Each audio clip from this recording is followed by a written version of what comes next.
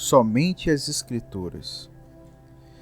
Maravilho-me que tão depressa passasseis daquele que vos chamou à graça de Cristo para outro evangelho, o qual não é outro, mas há alguns que vos inquietam e querem transtornar o evangelho de Cristo. Mas ainda que nós mesmos, ou o anjo do céu, vos anuncie outro evangelho, além do que já vos tenho anunciado, seja anátema. Gálatas capítulo 1, versos 6 ao 8. Qual foi o papel importante das Sagradas Escrituras na história da Igreja? No século XVI, o catolicismo era uma religião de pompa, ostentação e luxo. A Igreja estava moralmente corrompida, mergulhada em pecados grotescos. Havia uma preocupação excessiva com questões políticas e econômicas, mais do que religiosas. Para aumentar o seu patrimônio e sua riqueza, recorria a práticas imorais, como a simonia, que é a venda de cargos eclesiásticos, e a famosa venda de indulgências, uma das principais causas que desencadeou a Reforma Protestante. No dia 18 de outubro de 1517, um monge alemão chamado Martinho Lutero fixa na porta da igreja do castelo de Wittenberg 95 teses contra o grave ensino das indulgências, que é a comercialização do perdão de pecados. Nas teses, Lutero questiona o poder e a autoridade do Papa em perdoar pecados. Questiona o perdão de pecados aos que já morreram ou que porventura estivessem no purgatório. E também destacou o valor da palavra de Deus, a qual não deveria ser silenciada em benefícios das indulgências. Em 1520, Lutero é ameaçado de excomunhão pela Igreja, o que levou a queimar em praça pública a bula de excomunhão emitida pelo Pontífice Romano.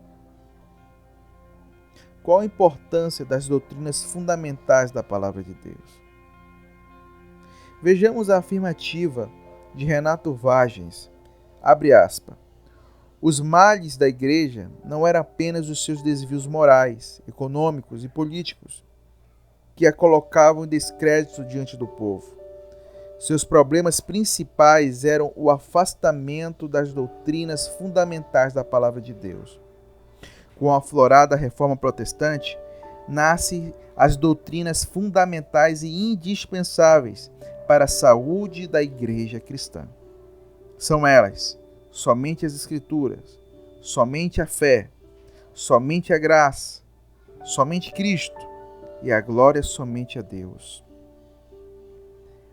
As principais consequências que a ausência das Escrituras podem trazer às igrejas são: primeiro, o liberalismo teológico.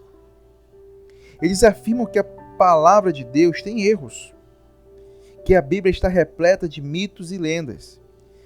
Afirmam que a Bíblia não é a palavra de Deus, mas que contém a palavra de Deus. Que Jesus não fez milagres literais.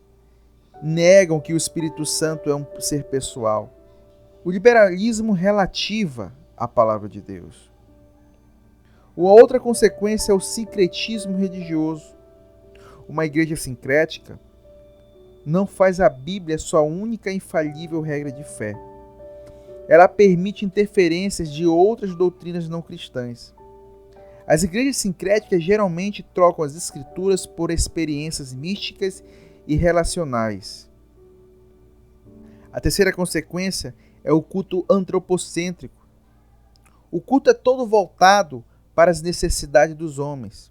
Os hinos e pregações são repletos de mensagens motivacionais e de autoajuda. O culto é para Deus e não para o homem. A Bíblia é nossa única e infalível regra de fé.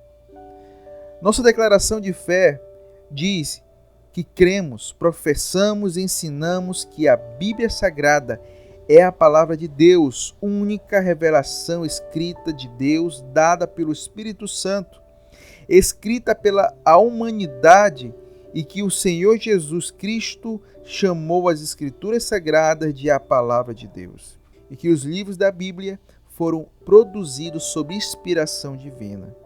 Muitos homens e mulheres morreram por causa da Palavra de Deus.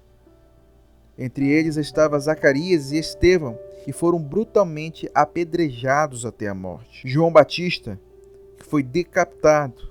Pedro, que foi crucificado de cabeça para baixo. Profeta Isaías, que foi cerrado ao meio a mando do rei Manassés. E o grande apóstolo Paulo, que foi decapitado.